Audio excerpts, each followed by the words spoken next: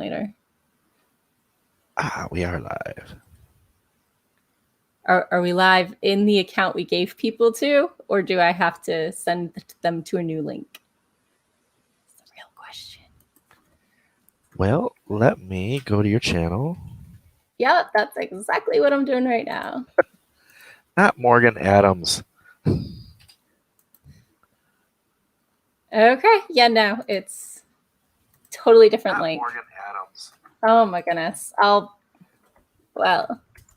Okay, so what you do is you did not connect properly.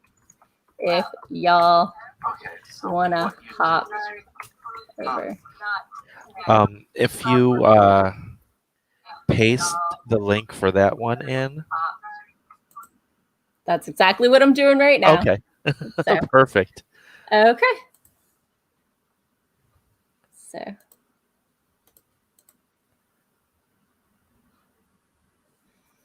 Okay. Hello and welcome. I muted it. We're good now. It'll catch up in a second. So, hello and welcome. Sorry about that. I was using OBS before. Now I'm using StreamYard. OBS, you preset it up with YouTube. StreamYard, you schedule it through StreamYard. And so they wouldn't connect. They didn't want to talk to each other. So we ended up with two different ones. But hello and welcome. Yay. I see that we have a Dal and a Maya and a Devin and a Sage. Awesome crowd. Hello, everyone. I know all of these people. Because they're awesome people? Exactly. So for us here in the States, this is Labor Day weekend. So you get a Monday show instead of a Sunday show. Still just as lazy and laid back. So Jayce, what are you working on right now? I am working on editing chapter 12 of Amber Craft's next book. Nice. That sounds pretty nice. Devin says, we are family. We are family. Now we get to sing? I can't help myself. They all know me. They know I can't stop it. Maya says that it's a long weekend up in Canada as well. So good to know we're not the only ones who managed to sneak out with a couple extra days. Long weekends are kind of the best, especially here in the States. I know a lot of schools are going back to school, either last week or this week, although it's all scattered throughout the month, really. So yeah. So everybody, tell me what you're working on in the comments. If you're just here to hang out, that's totally fine. Totally understand that one. Oh, we have a Penumbra. I've never met Penumbra. I think her name is Maggie. Am I remembering correctly? And a Jean. Hello. Hey, Jeannie. It's Jeannie, not Jean? Yeah, we've gone over it in many streams. Yep. Because it's difficult to see it from that spelling. Yeah. Oof. Wow. Canada is 98 degrees today and snow tomorrow. From what I hear, y'all are also having ash and dust from the fires. I hope y'all are doing okay out there. I did see that today. Oof. Oh, I was in a game that I was playing in the chat. Okay. Someone was talking about it being like that. I didn't know they were in Canada. Colorado. Oh, Colorado. Oh, yep. Yeah. I see that. I can read. Maybe I shouldn't be editing today. Yeah. Right. And Jeannie says she's overhauling her unpublished debut novel. Always a good thing. Hello, Luke made the hop. So there we go. I was Mama Maggie's taking a break from pulling in the garden. There we go. Because she is melting. I totally get that one. It is a bit toasty out here as well. Oh no. That is why the kids shouldn't be in school right now. I mean, Maya. that's what air conditioning is for. No, what Maya said on in her comment. Oh no! Oh no! I knew that was gonna happen. Maya says on the radio, someone said a kid came home with a different mask and they all traded. And my friend had, wait, I heard these jokes before the school started. So I don't know if that's a real thing or not. It probably is. I definitely don't doubt it. But I definitely heard jokes about that's what was going to happen before. Yeah. So we'll see. So hello, Kelly made it. He's working on picking an orange tree, on his short about picking an orange tree that he started last session when he was here. And he's close to 2,500 words since then. Official title, Orange Flies. I like it. I like it. Nice. Good name.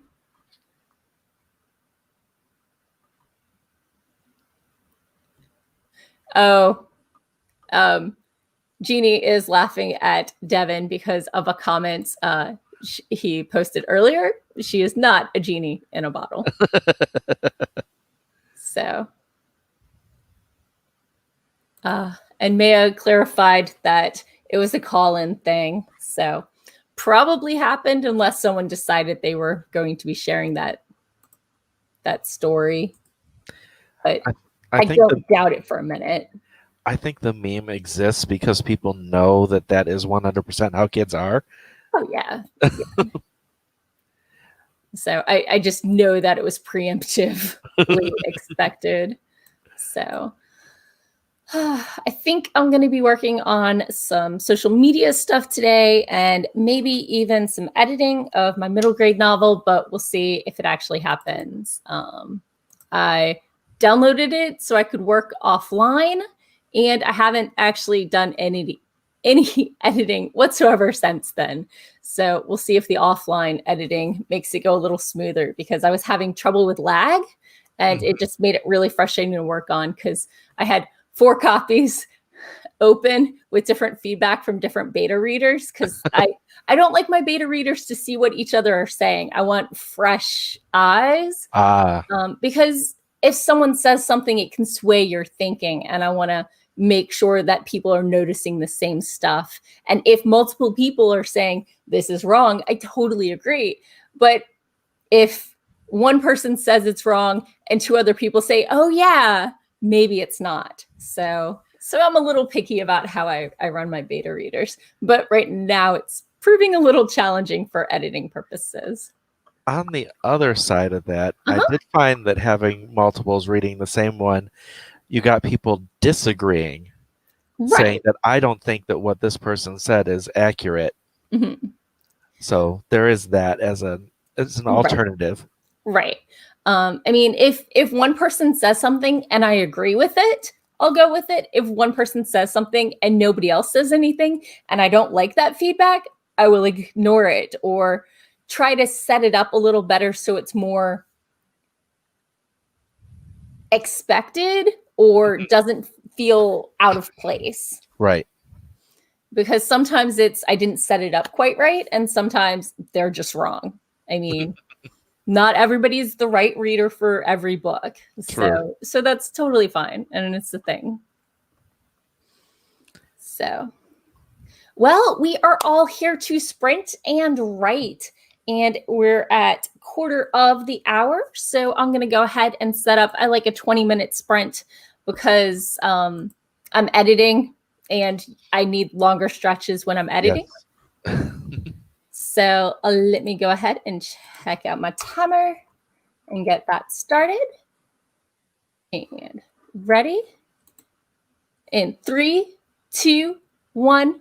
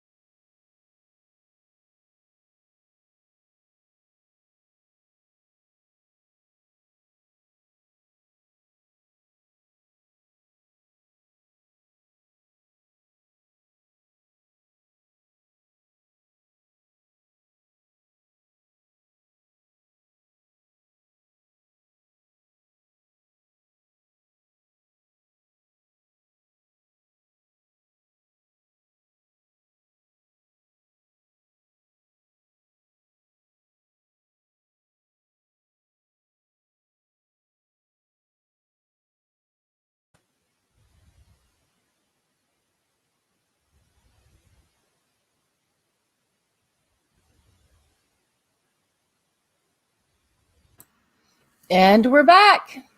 Yes, we are. Whew.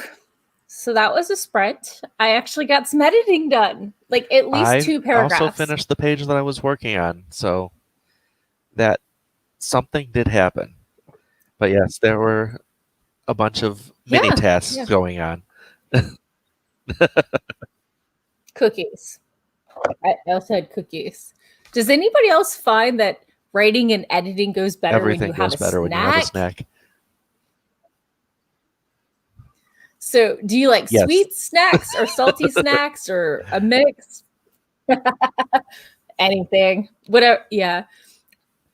So because of the whole quarantine thing, I've been going to the grocery store once every 6 to 8 weeks, and I've almost hit the point where my house only has ingredients and not food. I know that feeling.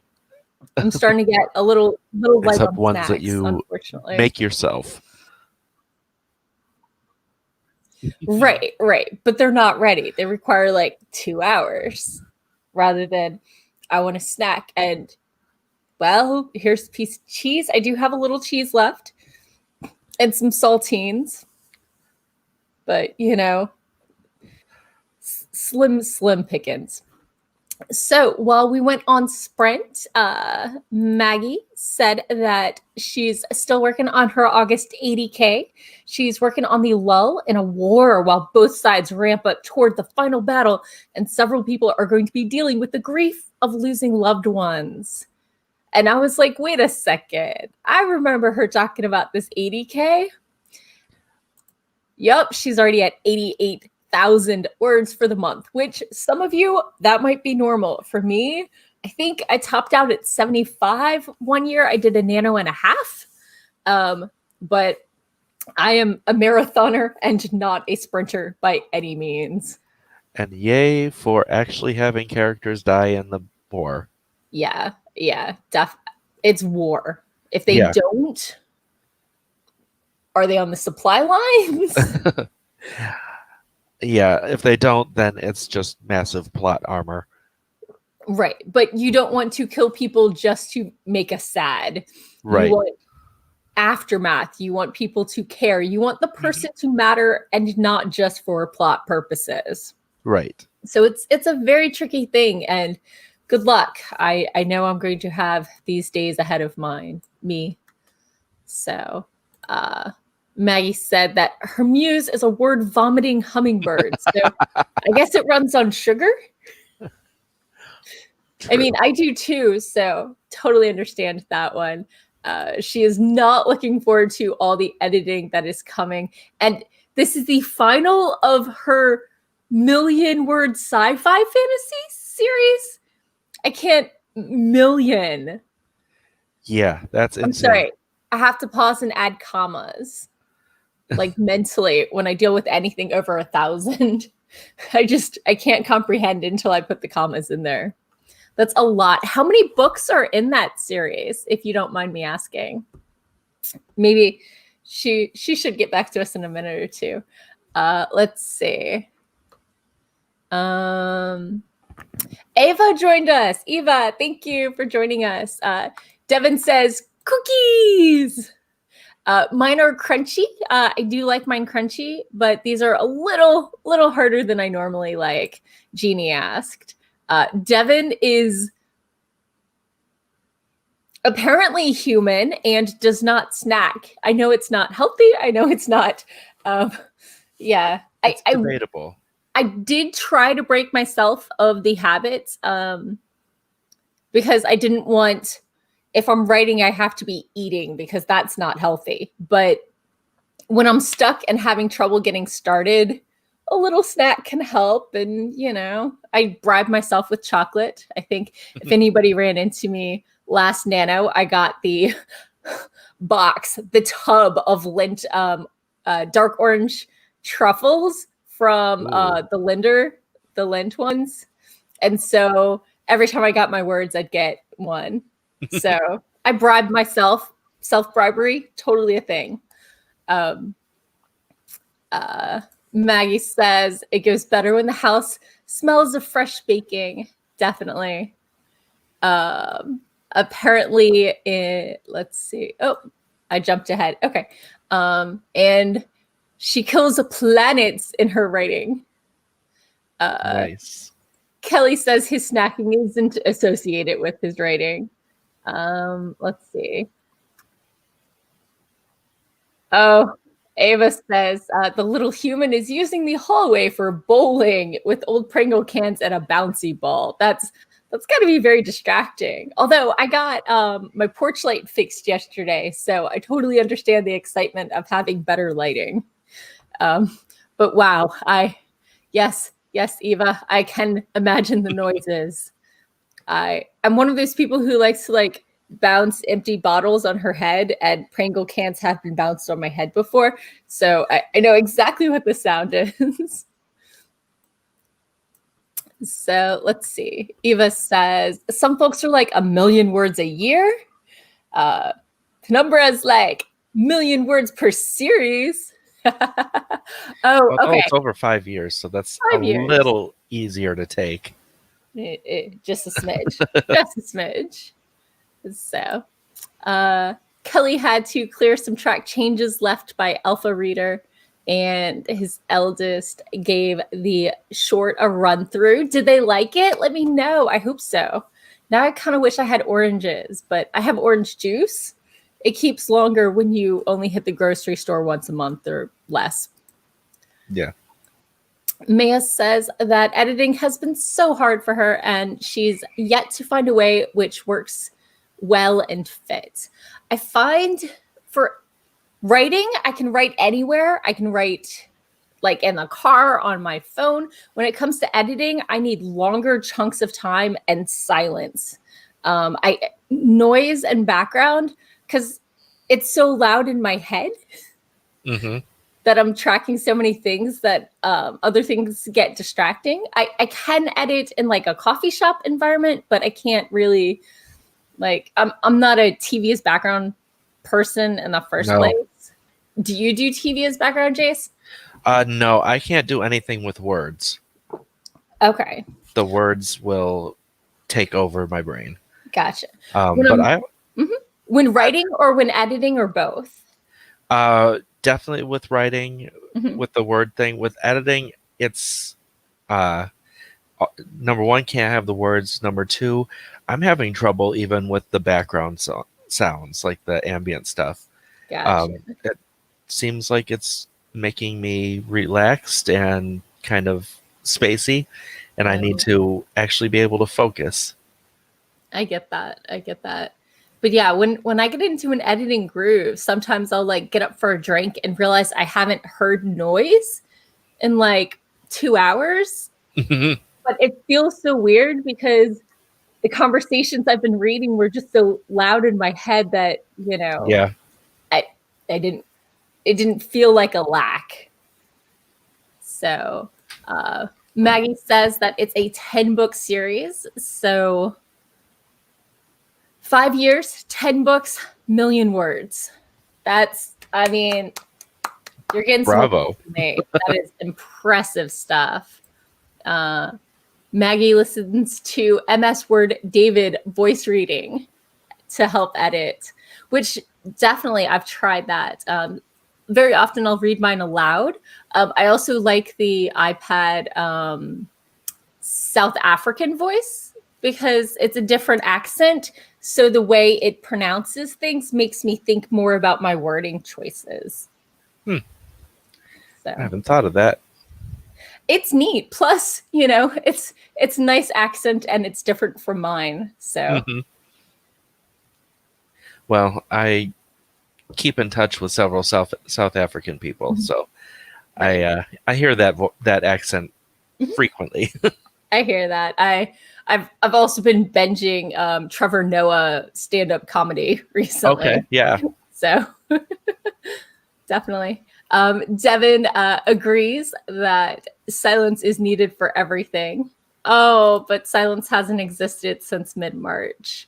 Well, the weather's getting nicer. Maybe just take a fold-up chair and sit outside if you can. Although there are bugs, which are horrible, terrible creatures that should go away forever soon. Just need a repellent field. Right. But one of my dear friends that I would like to see again one of these days, who lives 10 minutes away from me, is severely allergic to certain pesticides. So I have to be careful with that. Yeah, she had a bad reaction when she was a teen and ended up hospitalized, and they put her on steroids she was allergic to, and it just triggered a lot of additional allergies because when you have such a heavy reaction. So, oh, Devin says they're in Canada and the weather isn't getting nicer. Sorry. I know the cold is coming. Here in Virginia, it's been in the 90s, and we're finally getting to like the 80s and the 70s, which I guess in Celsius, the 90s is like 37 to like 40 degrees, and we're getting closer to the 30s, and that's much nicer. I think my Celsius conversion's correct. I think so. I'm in Michigan, and we just had a 73 day, and that was lovely. amazing. I actually got to go outside because we had 90 for like 3 months straight. Yeah. And that was ridiculous. That's just stupid. I'm in Virginia. For us, our summers are hazy, hot, and humid with a chance of afternoon thunder showers, high in the mid to upper 90s for 3 months. Yep. That's just how it is. But the other night, I took a walk around my block and almost wanted long pants. It was glorious. Absolutely glorious. Kelly says that he's got some lizards, some praying mantises, and spiders that my friend can use. She would be thrilled. She likes spiders and lizards. She worked at a vet for a while, actually. So, and for Maggie in Colorado, they've got that snow coming tomorrow. Oh my goodness. So Eva says, Southern Illinois-ish had beautiful weather yesterday, a little thicker today. Does that mean humidity, I guess? I think so, yeah. Thursday rain is coming, so it'll get thicker and thicker until then. So it's hopefully that air where you take a deep breath and gargle. I like to pretend that if I inhale through my teeth in summer, that my mouth is less humid and cooler than the air outside, and so that the moisture in the air will condense on my teeth. Okay. It hasn't actually happened, but it feels like it should work. It's that much. I mean, I'm outside of DC, and I grew up on a peninsula where two rivers meet. So I've basically always lived in marsh / swampland, level humidity. So it's a little rough. So let's see. Eva saw one of those little stick bugs today. I think they're just called stick bugs, not mantises. That looks like a stick. Does anybody else have a different name for them? Looks like we might have a Becky coming. Oh, good. Excellent. Let's see. Maggie says, oh, her flower garden's at risk, and they're hoping to cover everything and save it from the snow. Oof. For Celsius people, 23 degrees is a smidge below freezing. So -5-ish, I guess. I don't know.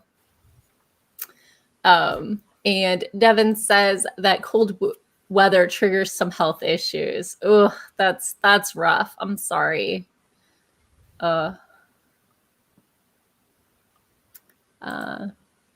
Kelly says they're stick bugs, but then there's those granddaddy long legs too. Thank you, Kelly. I'm giving you a fist bump. Boom. Friend of mine is 99% sure they're called daddy long legs and not granddaddy long legs, and mocks me every time I say it. I don't think I've heard granddaddy long legs before today. That's what I grew up with, and they're like, no, you're not that far removed.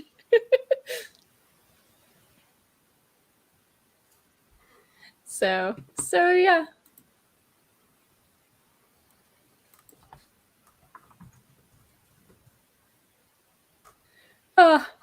Okay, let's see. Kelly said granddaddy long legs.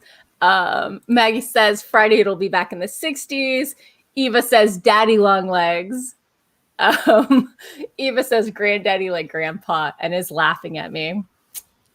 So I don't know. It must be regional. It must be. Yeah. And I mean, I'm in the same type of region as Eva.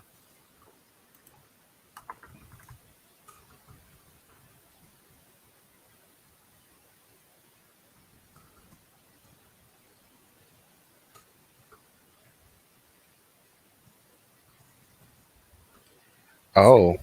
Sorting out scheduling. Okay. So let's see. Eva says she remembers when the outhouses were full of them and we'd camp at the lake as a child, and now public plumbed restrooms.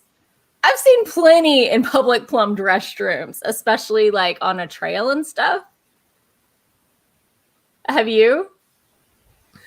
Daddy Longlegs? Yeah. Oh, they're all over the place here. I mean, yeah, I don't think they care if it's, if the restroom has running water or not. They'll still hang out in there. But they don't bother me because they're just frail and.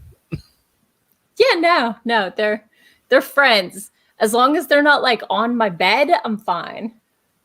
I'm like, go over there and catch all the bugs you want. So Kelly says he grew up with them and they were the center of a lot of pranks. I wasn't much into pranks and didn't hang out much with prankers. So Maggie says grew up in Texas and those are two different spiders. Wait, Daddy Longlegs and Granddaddy Longlegs are different spiders? Maybe they are. Now I'm going to Google. Oh my goodness. So apparently in Texas, there's nothing but spiders, bugs, and snakes in the summer. Don't forget the fire ants. My dad lived outside of Austin for a little while, and I went down to visit and got bit by like a nest of those things. And I think it made me sick. It was not my favorite. Eva says she grew up in Texas and is referring to those she saw in Illinois while visiting family. Eva says, Texas, I only remember tarantulas and escaped in 91. So. I looked up Granddaddy Longlegs and those are creepy looking. Are they different?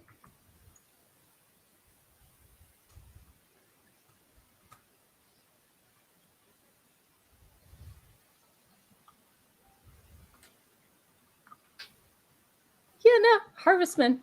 So what's a daddy long leg? Oh, very, very frail. Skinny. Like almost no body. They're almost cute. Those are cellular spiders. Okay. I didn't know that daddy long legs were different than granddaddy long legs. And so, yeah. I'm not wrong. The non-zoomed out version is what I'm familiar with. Let me see if I can share my screen real quick. Oh, wait, I'm sorry. Ava asked not to look at pictures of spiders. So I will skip that. Did not want to subject you to something you asked for or asked not to see. So. Okay. So, oh my goodness. Devin stepped into a snake pit as a teenager. Oh my God. Were any of them venomous? That sounds scary as heck. Like, I've seen pictures of them. Was it like literally like a foot or two of them just like winding over each other? I'm just going to move on, I think. I don't know if I want to know. Jeannie asked, does anyone else think spiders are telepathic? Every spider I've thought at reacts to requests like stop or go that way, away from me. I think spiders just prefer to be like, oh, there's a person over there. I'm going to go this way now. So I think they just like see your attention and they're like, oh, you're there. Let me give you some space. Well, spider, the feeling's mutual. Exactly. I'm happy to see a spider just over there. I see a spider over there. I go that way. Although I highly recommend the Lucas the Spider YouTube shorts. I've have seen. I haven't opened them up and watched them, but I have seen Yeah. like this the what is it, thumbnails for them. Right. They're super cute, and I think that the animator's little brother is starting to get a little old to do the voice for the spider, but it's still super cute. Eva says she has wolf spiders and doesn't know if she escaped because tarantula versus wolf spiders, whichever. Let's see. Kelly says, ew, fire ants. When his oldest was a toddler, he unknowingly walked into a hive. Oh my goodness. At least I was a teenager. I mean, like barely. I think I was 12, 13, but oh my goodness, poor baby. I'm so sorry. Maggie says orb weavers are the new giant spiders in Texas. I enjoy a good orb weaver, but they're usually like orange and like this big. They're not that big. Devin escaped before finding out if the snakes were poisonous or venomous. Yeah. I'm trying to remember. Phew, so glad. So I think it's poisonous if you're eating it. Right. I mean, and venomous if it's eating you. Right. So.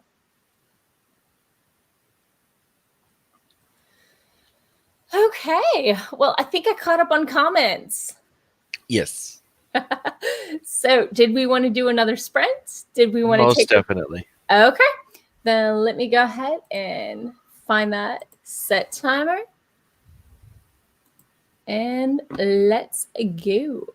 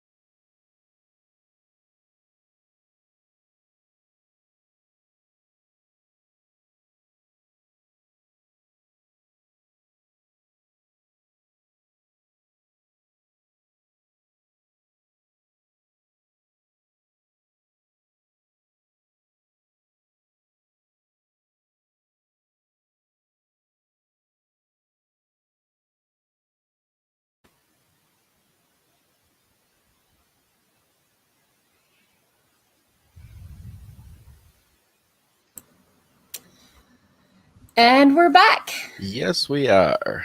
I got pages done, not just a paragraph. I got a little bit done, a couple paragraphs, but I ran into a section that's going to need some intensive revisions. And I'm just looking at it, just going, I'm whining at it and hoping it goes away, but it doesn't seem to work. I know. What? Are you sure?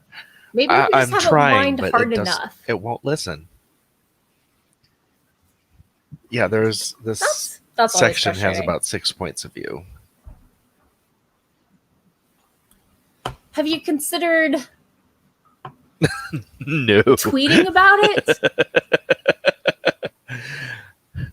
I am not going to go onto any place and type up something that is our issues with someone else's work. It's like, no. Oh, right. You're editing. I'm sorry. I thought you were editing your own stuff for a minute. No, of course not. Of course not. I would never condone that. Especially when Meadow and I are trying to get our editing business off the ground. Not a good look. No. Oh, yeah. I actually I tweeted once about struggling with having extensive edits sent to me, and was given super positive feedback by the person who had given me the feedback on my random tweet. I didn't think she was watching my Twitter. And she sent me the sweetest note about how well I take constructive criticism and how good my world building was, and it's absolutely lovely. And I taped it to my wall over there so I can see it whenever I get really frustrated with my writing. But yeah, no, I would never tell anyone else, A, it's not professional, and B, her writing is good. It's just, it doesn't come out of the box, the way you want to ship it, unfortunately. I try and instill that into the people that I work with, is that, no, this is a draft and it's not polished and golden. You are not a bad writer because it's not polished. No. You are a writer. And editors, when we draft, look exactly the same. We have all that crap going on in our drafts. Oh yeah. I like to edit in layers. I know it stinks because you have to go through it like 5 times, but you go through and you look for all the filler words, and you go through and you're like, it, for me specifically, I'm very plot and what the character is thinking oriented. And sometimes I forget that people care about eye color and stuff. I got to admit, the first time I read Anita Blake, I found out I have no clue what anyone's eye color is at all. I know mine, but that's it. I don't pay attention to eye color at all.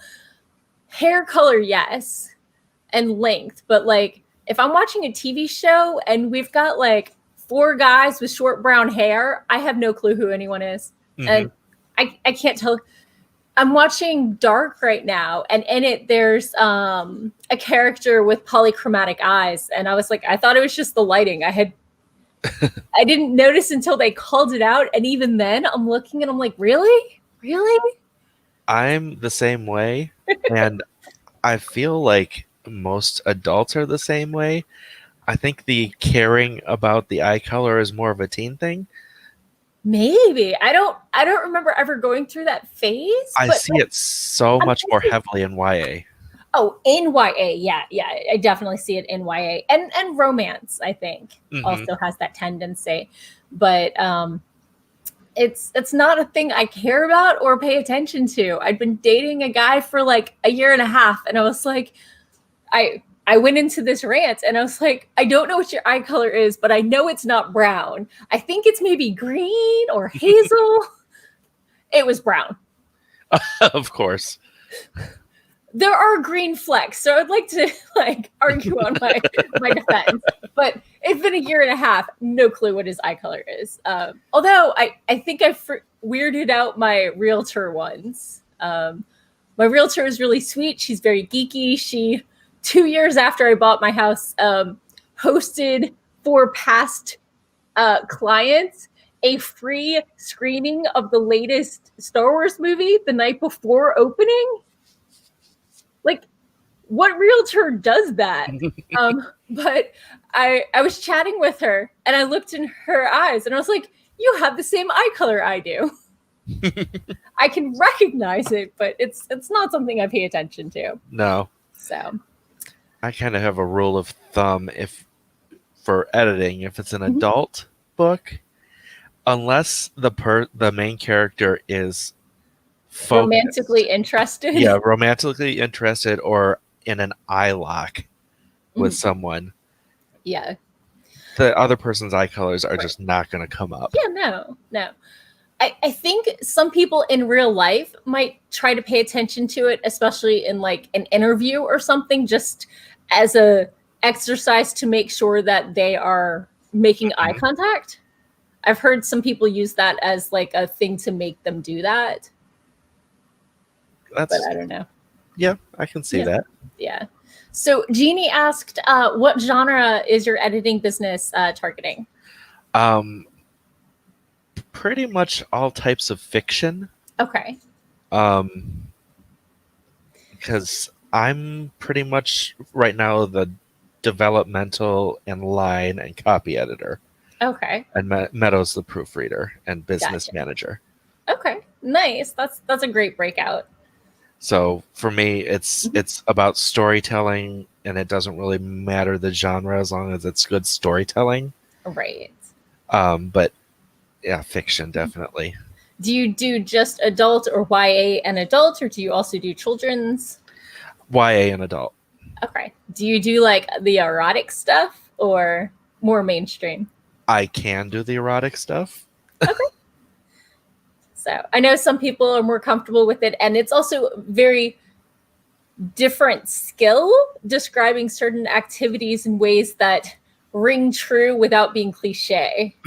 Because there's only so many ways you can say certain activities. Yeah. And some analogies work, and some analogies kind of wonder what they were thinking. Exactly. So I know someone who used to do authortube videos that did a whole series because he did erotic adult fiction. Okay. And his series was all about like things you should say, things you shouldn't say, things definitely don't because it's cheesy and it's horrible. Yeah. So I can't remember where the link is. I have it somewhere saved, but I absolutely loved, there was a checklist I ran into from like romance on the physical signs of a building relationship, like all the steps you go through. And it seemed so formal and like technical. And then I read it and I'm like, no, that feels like a very natural flow. You know, you meet the eyes, you touch the hand, you touch, you know, maybe a thigh, and then you know the slow progression. And it said, if you know a relationship is coming across as wrong, it's probably because you did the steps in the wrong order or you jumped a few steps ahead. And that's one way to convey, you know, boundary pushing people or whatever. So by knowing the rules, you can break them in ways that for your storytelling. So I thought it was really fascinating. I really did. If I find the link, I will link it. I got to chuckle over what Penumbra said. So. Never say he impaled me with his meat spear. Unless it's a comedy. True. So, okay, let's see. Eva says, we're talking about food and snacks. Okay. I'll attempt most foods that I'm not forced to see in the same form they live in. I couldn't do baby octopus because of their completeness, but snake meat is probably similar to other meat. I've heard it tastes like chicken, but that might just be the preparation technique. Eva says that she has brown eyes and she still has no clue what her son's eyes are. And she used to work with a woman who had the most unique shade of green eyes. It was impossible to notice. And she had to keep saying, no, they're not contacts. So Kelly said that seemingly heterochromia iridium is popular, which is the dual colored eyes. I actually have a friend who doesn't have that, but she does have a red spot in her eye. So, I mean, I think she did do a cosplay of Jacqueline Carey's main character, who's got the red mote in her eye. I can't remember the name of the series. I remember the author. I get credit.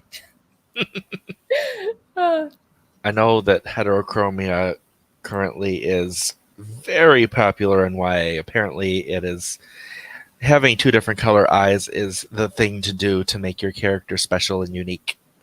It's because they were told they have to stop using redheads. Yeah. So, Alley Cat joined us. Alley Cat says they did homework, wrote a bit of a story that a friend of theirs, and they are working on this. So that's awesome. It's always good to get ahead, especially when it means it's your turn to wait on them instead of the other way around, which usually ends up happening to me. Let's see. Eva says they love editing, but can't take on big projects and work on my own. She's kept busy with the short stories of 2 clients for a couple months now. I totally get that. I keep trying to tell my dad not to send me 3 things a week because I'm working full time and I, have my own stuff to work on. But he's retired now. I break mine down actually by page. Oh, wow. So, and it's just, I have each page, I have a checklist, and each page is an item on the checklist that I can check off. So I have a certain amount per day. Okay. I know sometimes I try to do like 10 pages when I'm doing editing. I'll set a page count goal. And I really, really miss it from NaNoWriMo. They had it, and then they upgraded the site, and now it's gone. And please bring that and the sprint timers back. NaNoWriMo, if you hear me, those were awesome, and they made me a lot more invested in the whole NaNoWriMo website, not just the activity on my own. Yeah, unfortunately, with the upgraded site, they forgot to bring everything over. I think it wasn't working, and they were supposed to be adding features, and they haven't been, and I'm very, very frustrated with them right now. So Maggie is back, had to go show off what she did to the garden. Totally understand. I am completely that way. I have a single tomato plant out front that I keep showing off. It's in a pot. If it gets cold, I'm going to bring it inside. Kelly asked, help me understand what defines YA and adult and non-erotic. Did you want to take that, or I can? It has to do with how you're targeting it. YA, you're targeting it more towards a teen audience. So you're trying to say things in a way and present ideas that a teen audience will resonate with, as opposed to adults, which have a completely different set of things that they feel and know and experience. So, like we were talking about the hair and eye color thing, it's a lot more important to have that stuff in a teen and for teens, because while it's kind of stereotyping to say that all teens are like this, but generally the teen experience is a little more superficial. Or at least it starts off that way. Yes. And then they get deeper. Right. So from what I've heard, for the difference between YA and adult is partially YA is going to be about things teens face. It can be coming of age. It can be learning to set their own boundaries. stepping out on their own, establishing themselves very often, where an adult book, even if it still has the same age character, they're usually completely on their own, and it's not so much first loves and first time doing this, but maybe dealing with a lot of the adult issues like juggling childcare or bills, or in more of a fantasy setting, they've been established on their own for a while, and they're, dealing with whatever issues or quests that come their way. But very often they've been training for years and that sort of thing. So it can be a little wiggly, and YA can definitely handle dark subjects. Just because it's YA doesn't mean it has to be light and fluffy, but it just typically deals with people dealing with the adult experience for the first time and trying to figure out how that works for them. Mm-hmm. And, you can have that experience as a 30-year-old if you've been in like a tight environment, but that's probably still going to be an adult book. Just because of the character's mindset and how they interact with the world and how the world interacts with them. Mm-hmm. So there's certain things that you assume a 30-year-old knows that you might not assume an 18-year-old knows when you encounter them in the wild. A wild teenager has appeared. So let's see. There's Maggie's never say he impaled me with his meat spear. Jeannie asked, some freelance editors won't do LGBT or horror, etc. I'm not an editor. I do beta reading for friends and stuff, and I slush read for the Oddville Press. But I don't. I have told my dad I'm not going to read any sex scenes that he writes. So please redact them, and he can send me the rest, because that is not. And he has supported that boundary, so we're good. That is not something I'm comfortable with, but only because it is my dad. So boundaries for different people are totally fine. Just be upfront. But how about you, Jayce? As far as fiction is concerned, there are no boundaries for me.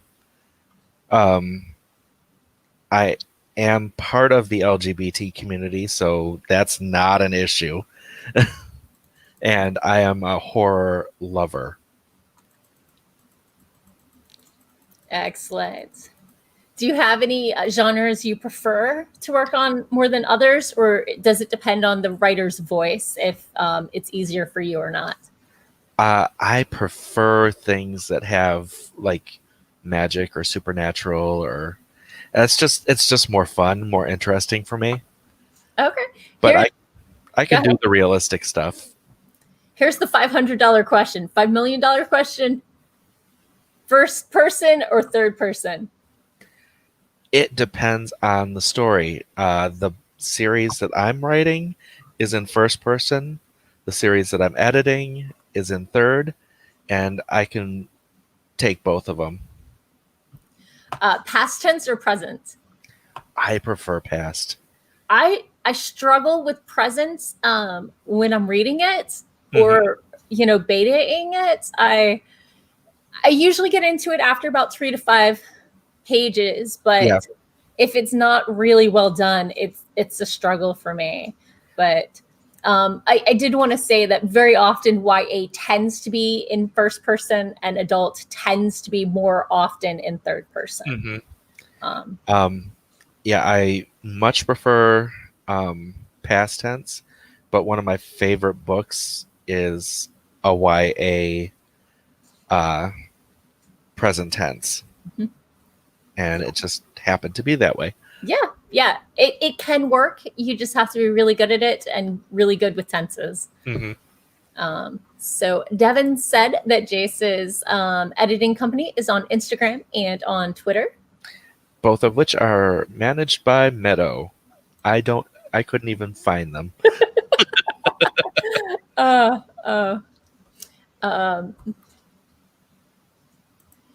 Eva is saying that PG-13 versus R. I'd have to say R is typically rough horror or thriller stuff, and the explicit romance. I wouldn't say R versus PG-13 is the difference between YA and adult, because YA can go into some of that R territory sometimes. And adult can be G-rated. Yeah, exactly. Although sometimes it happens off camera and is talked about, they don't shy away from issues.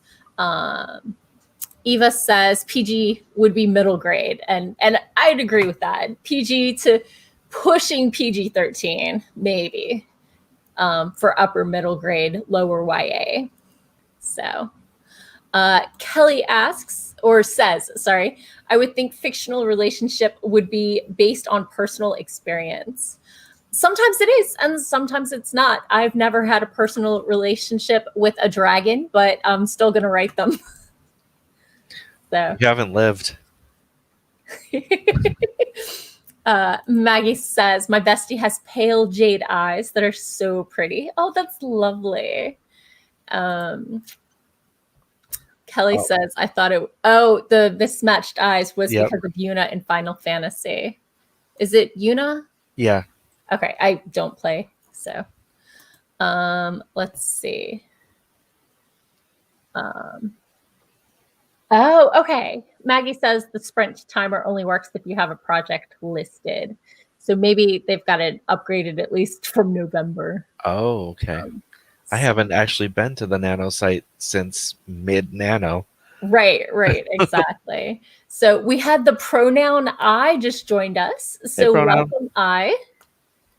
And Kelly thanked us for explaining the difference, even if it's a little nebulous.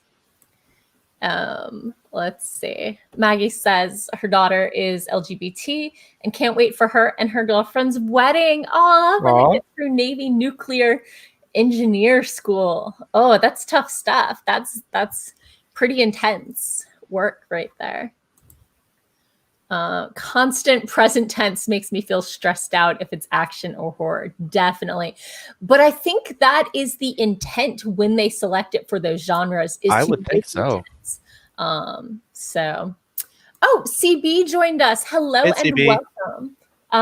They said, I am so bad at tenses. And I get it. Tenses are not everyone's forte, clearly. Otherwise, we wouldn't need editors, because clearly that's all editors do. Yeah. Tenses, points of view. So let's see. Eva says, I was considering only drama in film, which often, can include a bit from every lit genre for ratings level in literary fiction. So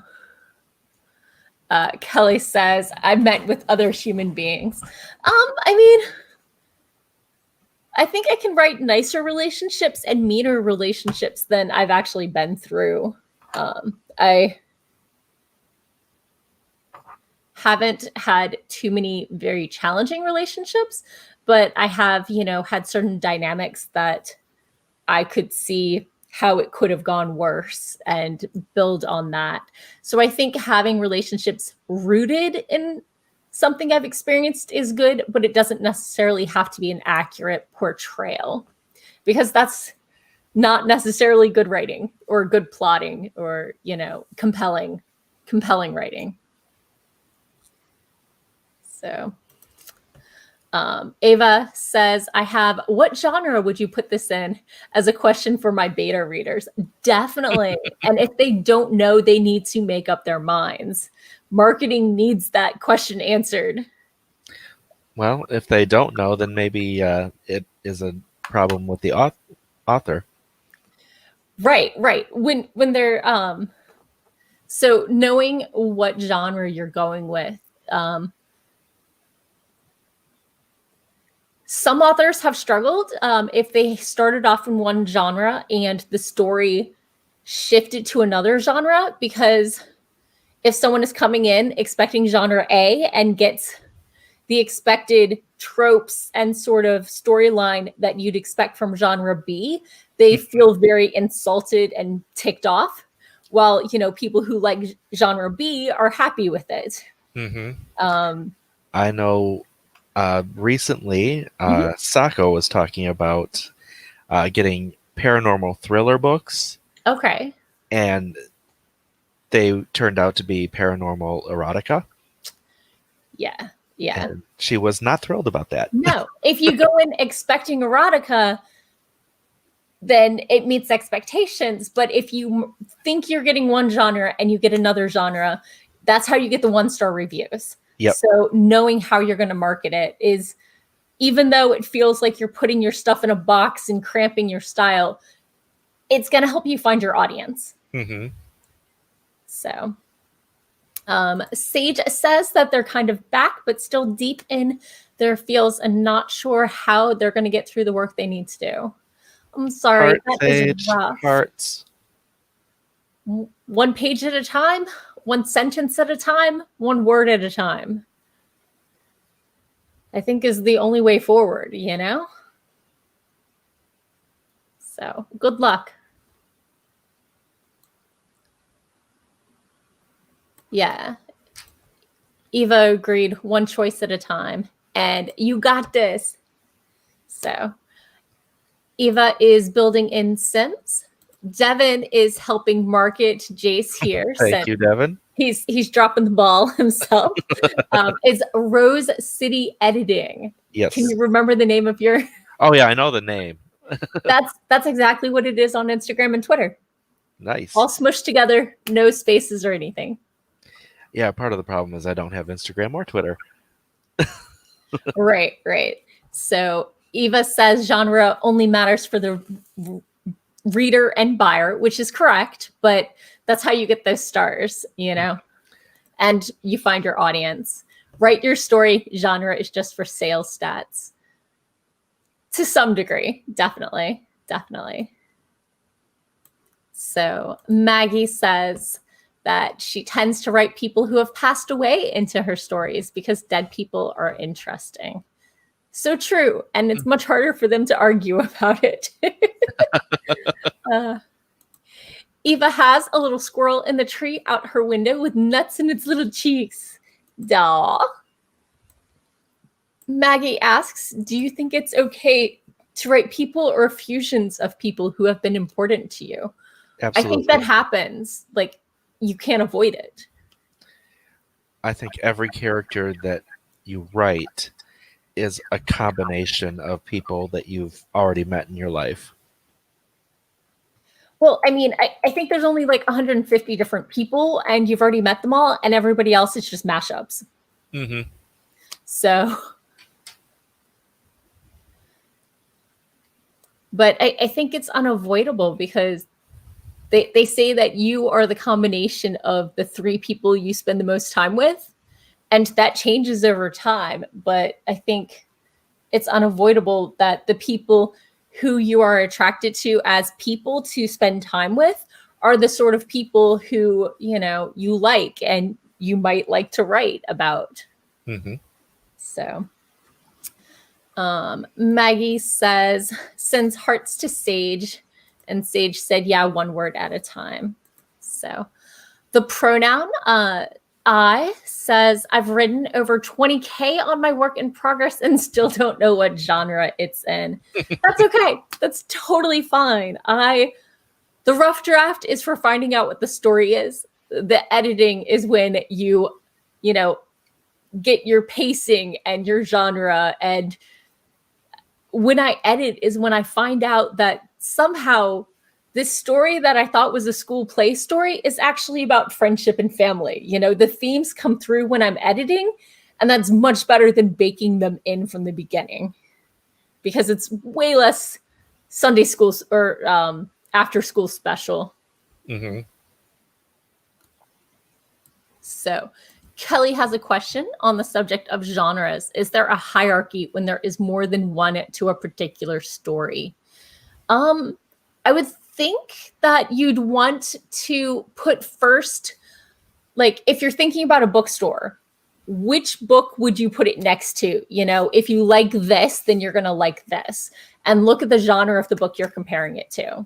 But a lot of times people confuse genres with subtypes of genres. Yeah. And like the word paranormal. Mm-hmm. Paranormal is an adjective to describe a genre. Mm-hmm. Like paranormal romance or paranormal horror. Right. So romance and horror are the genres. Paranormal is not a genre. Paranormal is a descriptor of a genre. Yeah.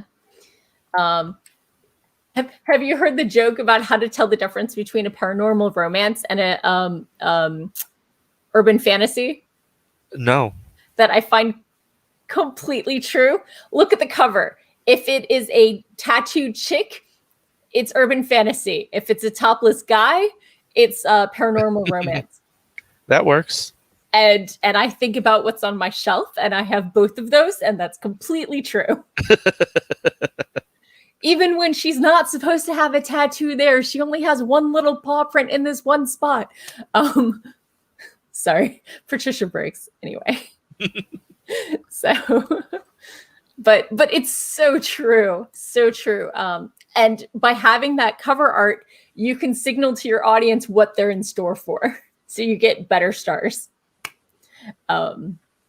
So Kelly went on to say, for instance, he usually writes with the intention of sci-fi, but it seems more YA. Sci-fi is a genre of YA. YA can have all the genres. That's more like an age group than a genre. Right. YA is an age group. Yeah. It used to be a genre, although it was a poorly named thing where they would just put all the YAs together. But because YA has grown so much, especially since Harry Potter, even if half of YA is actually aimed at adults. Sarah J. Maas, cough, cough, cough. Yeah. There's definitely a problem of a lot of YAs being aimed for the literary agent and not that actual age group. But, and because a lot of adults read YA and like YA. Yeah. And that's where, you get all the book bloggers and the people talking about it. And so I've heard a lot of actual YA targeted age groups saying there's nothing for them because the stuff is actually for adults and kids don't really think like that. So definitely something to think about, because kids' priorities, even teens' priorities, are often shorter term, I would think, than adults. Even if they're working towards big goals, their issues and concerns seem bigger to them, even if it's not necessarily big, because it's the first time they've dealt with that sort of issue very often. Mm-hmm. So, did you have anything to add? You're the professional here. No, I think you got it. So I've attended several panels on what's the difference between YA and coming of age. And so it's definitely something I'm very interested in. It's a topic I've definitely spent a lot of time studying. So CB says they only really write fan fiction, which is totally fine. I mean, Archive of Our Own won a Hugo 2 years ago. It's way more respected than it used to be. And if you write for yourself, then you get to enjoy it and not have to worry about markets and all that ridiculousness. I think a lot of the hate that fan fiction gets is just from the fact that you can't really get money from it for the most part. I think the other part is in the past, people have, had fan fiction sites shut down, and writers have gotten sued for using plots that were similar to something used in a fanfic. So there used to be some animosity between those two groups. Mm-hmm. But with some of the pushback from that, it's much less than it used to be. And then you have people who are like, this is my OTP and someone's writing it wrong. So OTP is one true pair if you're unfamiliar. So I'm not sure everybody watching.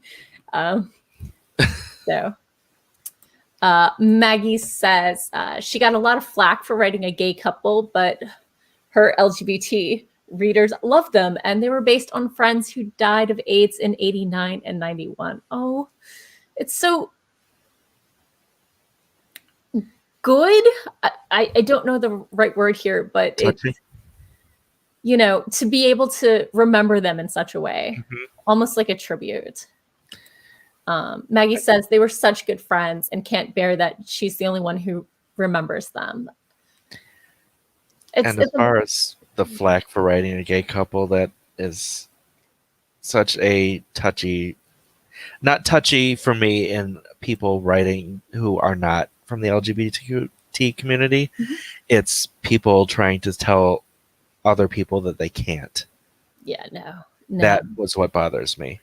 You can write any character from any minority that you want. You just have to make them a complete and believable character. 3-dimensional, and don't play up the stereotypes. Make them people with these aspects, not these aspects who happen to be people. Right. So, let's see. Maggie had a typo and said that the cat was helping her type, and Devin asked, what genre does the cat write in? The answer, feline food fantasy. It wants her ice cream. What type of ice cream? I might be interested. Maybe I'm a cat. Everybody wants to be a cat. Right. So going back to the YA, CB 394 says that everything is urgent to a child. And that's completely true. I mean, you think about babies and they're crying because they have a blowout or whatever. This literally is the worst thing that's ever happened to them. So as you have more and more experiences, you have more and more perspective. Maggie says that she had to tell a person that their book was not YA because a 13-year-old shouldn't be doing that. And if they were, they wouldn't be doing that way. Hopefully not. Definitely. That's a very, very rough choice. I know when I was in 13 is 8th grade? I think so, yeah. There were definitely kids getting drunk and passing out in the lawns and stuff like that in my grade at those parties I was never invited to. And I don't know what else they got up to. But yeah, so I also know that one of my friends was student teaching at an elementary school with kindergartners, and they had to do a testing round for herpes, I think, because of hopefully just kissing, but I think there may have been other activities. And a lot of that comes out of abuse and children not knowing what's appropriate and what's not. So unfortunately, reality can be rougher than we want in our stories, but having those stories told lets children know that they're not alone as long as it's not sexualized in any way, shape, or form. And shows them ways of dealing and processing experiences and gives others, children, empathy for things that they might not think actually happens. But I wouldn't aim that for middle grade in any way, shape, or form. Definitely older. So it's a very, very tricky subject, and I don't know where that line would draw, but those aren't the stories I'm drawn to tell. So I'm going to let someone else worry about where that line is. Always a good thing to let someone who wants to write the story. Yeah. That's not my story to tell. So Sage says that Joey and Kaiba? Seto Kaiba. Okay. What That's Yu-Gi-Oh. Okay. Property is that from? Okay. So let's see. CB says pepperoni. I think that's Pepper Potts and Tony Stark. Okay. That makes sense. We're talking about OTPs, one true pairs, couples that should be together forever. And Sage says that's because a cat's the only cat who knows where it's at. Yep. Sage you caught my lyric and you didn't sing it? I know. I was being sly. Okay. Trying to slide it in there. Sage has their own ice cream and doesn't have to get any from Maggie.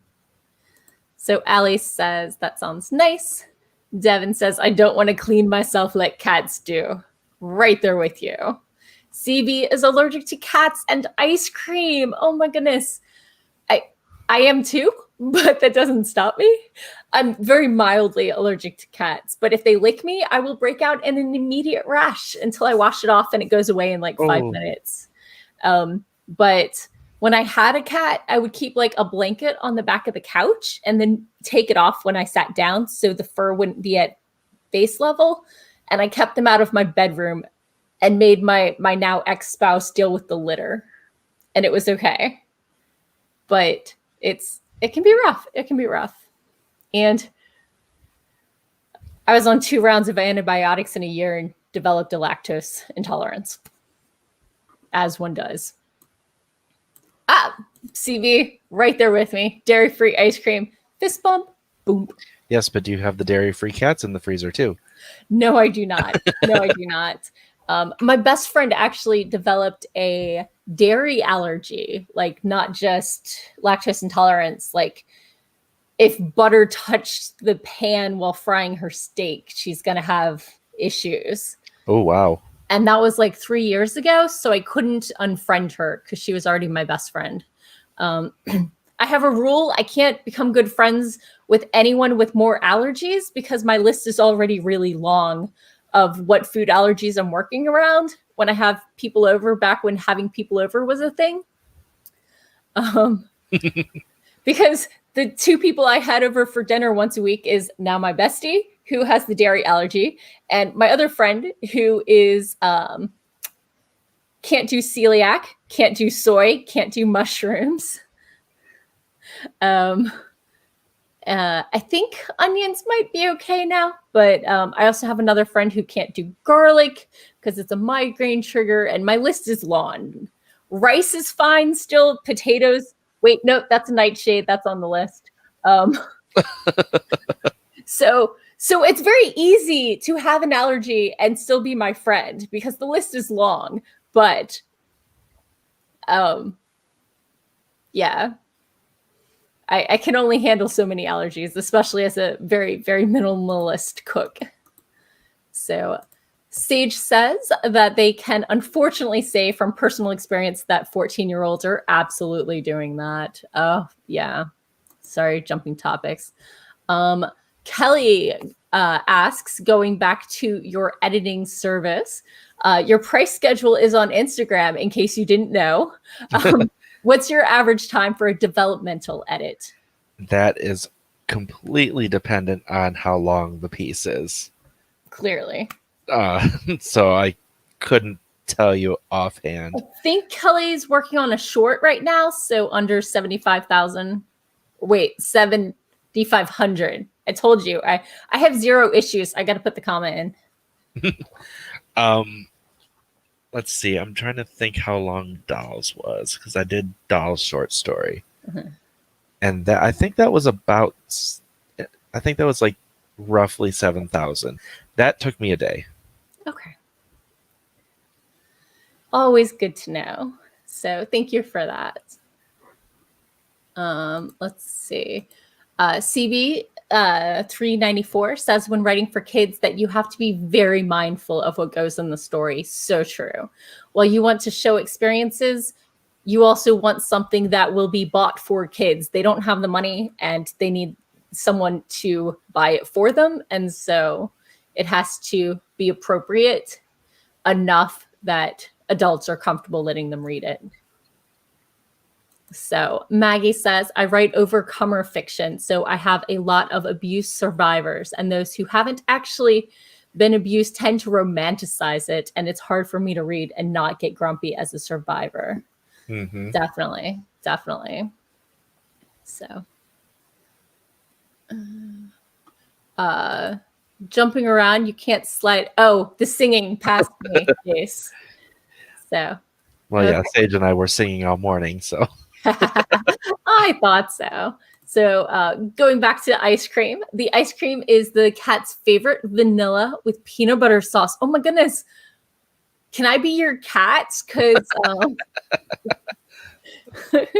and CB's ready to watch Aristocats.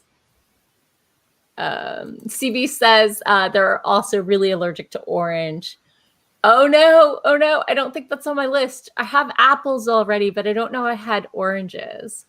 I had mango skins and uncooked mango. Cooked mango is okay, I think. I've only got one, banana.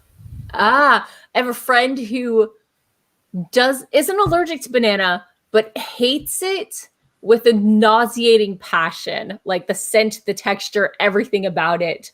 Like if you have like a drop of banana oil in like a milkshake, he'll notice and not be able to finish it. Yeah, it tends to go. See, it's I do have two, but the other one is not food; it's latex. The two of them actually go together. They're very common.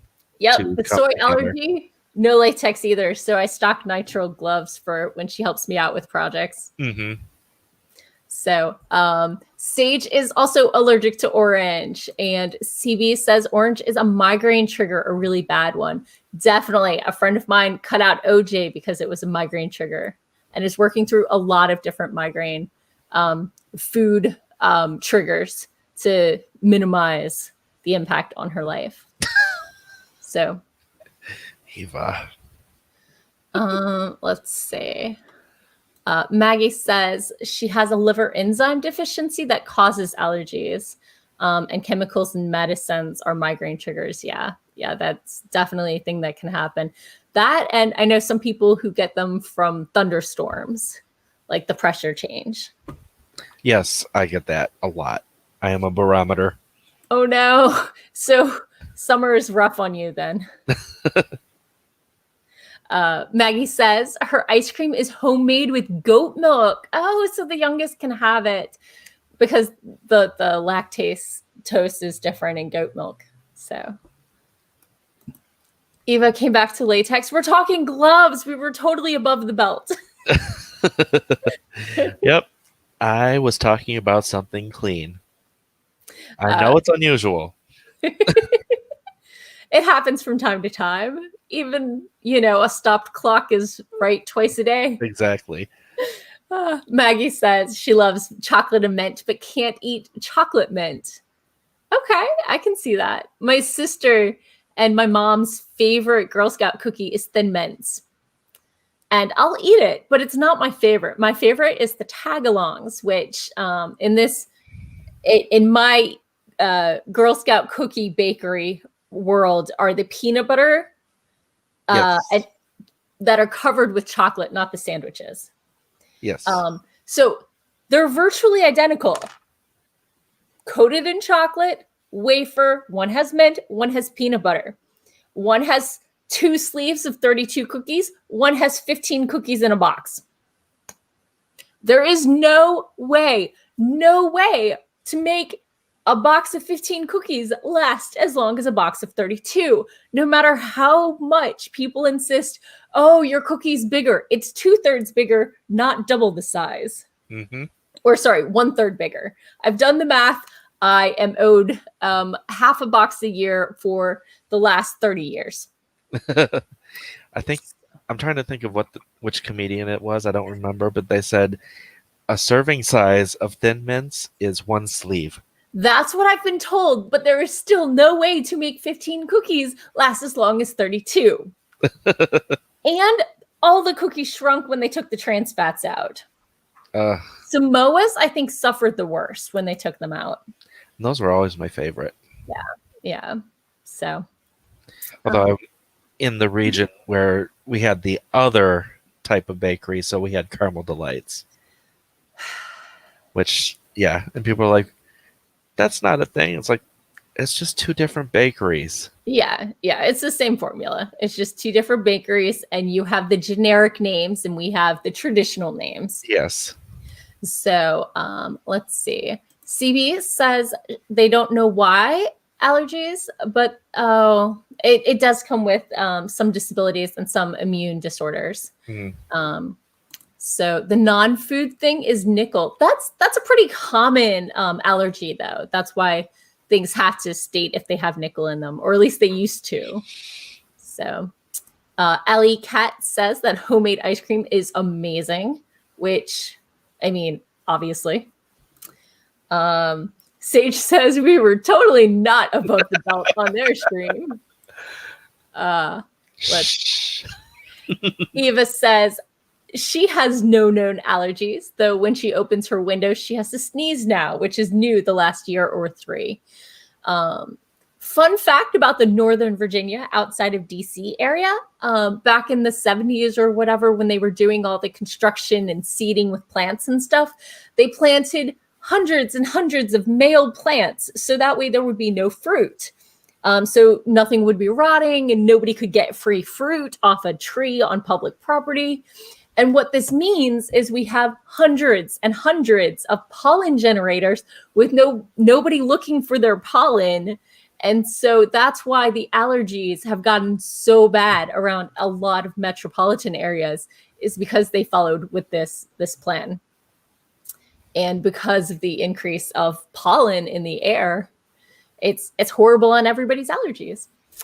Devin is allergic to certain people. Alley Cat's favorite ice cream is Oreo cookie, or cookies and cream and cookie dough. I am a freak of nature. I prefer my cookie dough in cookies that have been baked. Actually, cookies and cream is my favorite. Eva says she likes peanut butter and chocolate, but not together. I understand it's not everybody's thing. It's very rich. But peanut butter cup's my favorite ice cream. So Maggie can't have store milk or OJ because the vitamin D is from calcirophil, which is a lanolin synthetic. Oh, that's rough. Maggie can make homemade cookie dough to go in the ice cream. Allie is the opposite. She can't have plain chocolate. If she does have some chocolate, it has to have something in it, like caramel or nuts or something. Does she do milk chocolate or dark chocolate? Does she have a pick? Just a quick question. So Maggie says Samoas are her faves. I mean, they're my second favorite. They in tagalongs. It depends on the year and which I'm feeling. Alley Cat says, other than chocolate, she loves white chocolate the most. A, it doesn't have chocolate in it. And B, it's so sweet. So I'm going to assume she's a milk chocolate lover. Eva says, the candies I have with cannabis are milk chocolate mint. More allergy talk. No reason for why allergies, but allergic to non-allergic things like strong smells, like perfumes, animal fur, sometimes dust and pollen. CB is so allergic to nickel that when she got a clarinet, they got a clarinet, had to make doubly sure it was silver plated and not nickel plated. Definitely. Sage complains about plants having sex in their nose. Legit.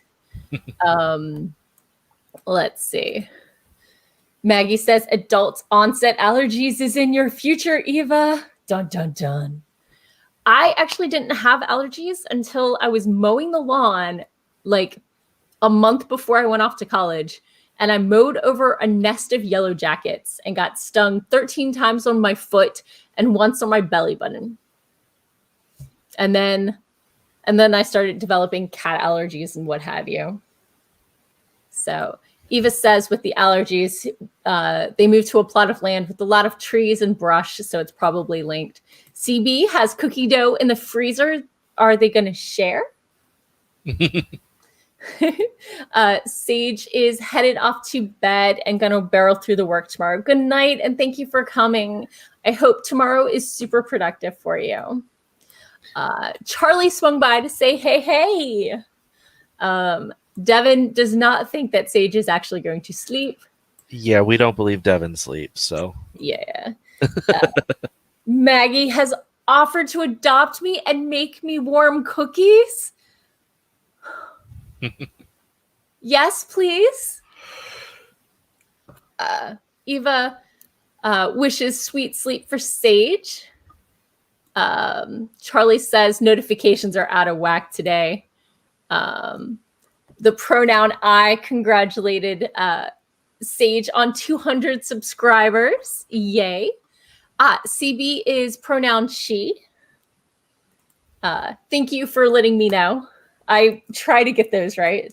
Alley Cat says, oof, that would suck. I think we're talking allergies. Also, now they want some cookie dough. Kelly normally is good with most things. The fruit and food that tops the list of won't eat is durian. I think that's pretty common. Isn't that infamous for being very pungent? And yeah, I think it smells like a dumpster. Yeah, something like that. And let's see, Alley Cat can't hear the conversation since Bluetooth headphones are charging and can't read lips either, which is great. But at least they can read the comments. Yeah, I can't read lips worth anything. My sister dated a lady for a while who was hard of hearing. And they would go dancing. And the problem is my sister can't read lips and her date can't hear very well when it's loud. So her date would be mouthing things to her and she'd be like, eh, and she'd be trying to whisper or yell in her friend's ear and she couldn't hear her. And they needed to switch up who was doing which. Because even though the golden rule is do unto others as you would have them do unto you, that is not necessarily correct. Different people have different abilities and different preferences. So tailoring your reaction to what is best for them is definitely the better option.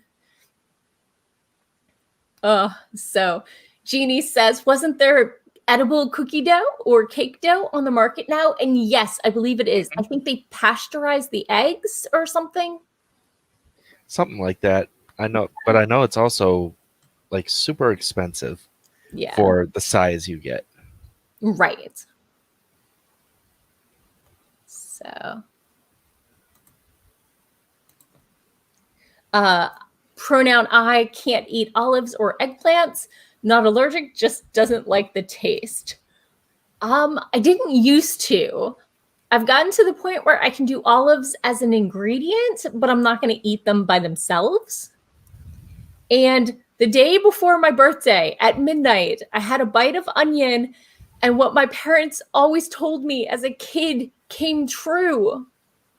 I got older and I liked the taste of onion. I don't even know who I am anymore.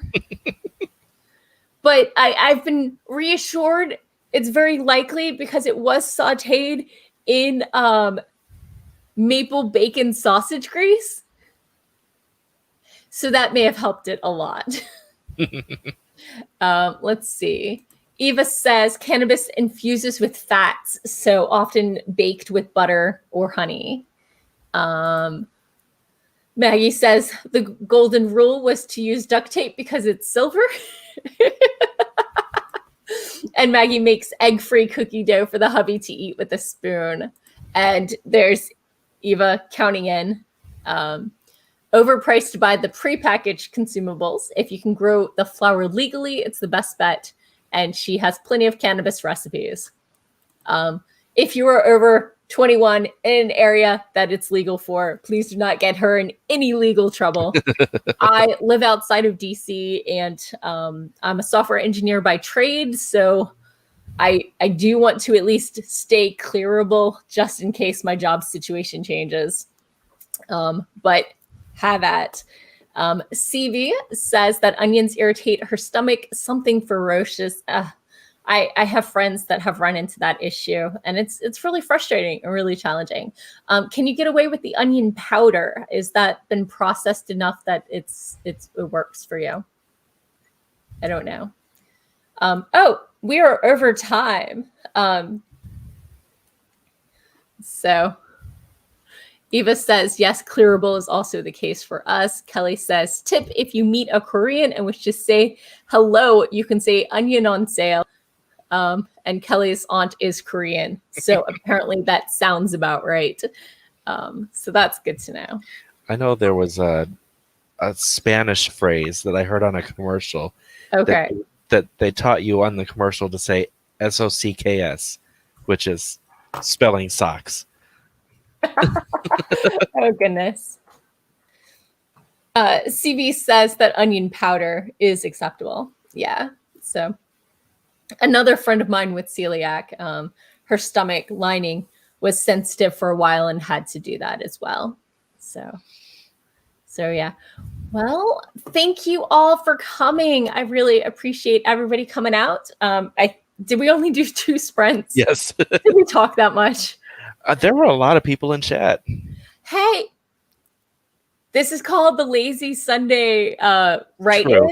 I never said it was going to be super productive. So in that case, 2 sprints is really, really good. And they were 20-minute sprints. It's not like they were super short. So maybe next time I'll try for 3 sprints, but 20 minutes on, 20 minutes off. We'll see. We'll see. So thank you all for coming. I hope any of you that felt like being productive got at least a little work done. And it was great to hang out with y'all and talk about food and YA and editing. Yes, it was a lot of fun. So did you want to tell people where they can find you, Jayce? Yeah, you can find me on Saturday afternoons at 4 p.m. is when I do my sprints. I am a writer of adult urban fantasy and an editor for Rose City Editing. And on Saturday mornings at 9 a.m., I play a vampire in Sako's Vampire the Masquerade game. And I also co-host for Meadow Lamoureux on Tuesday afternoons at 4 p.m. and for Amber Craft Sundays at noon Eastern. Awesome. Thank you so much for joining me. I'm Morgan Hazelwood. You can find me everywhere as Morgan Hazelwood, morganhazelwood.com. My podcast that launched 3 weeks ago is morganhazelwood.firesidefm, .fm. And except Twitter, where I'm Morgan Hazelwood, because someone has been camping on the Hazelwood since 2010 with 0 followers and 0 likes and 0 tweets. But it was great seeing everybody, and I will definitely catch y'all next week. This live write-in is typically on Sundays from 4:30 to 6:30, although because of the weekend holiday, it got bumped out.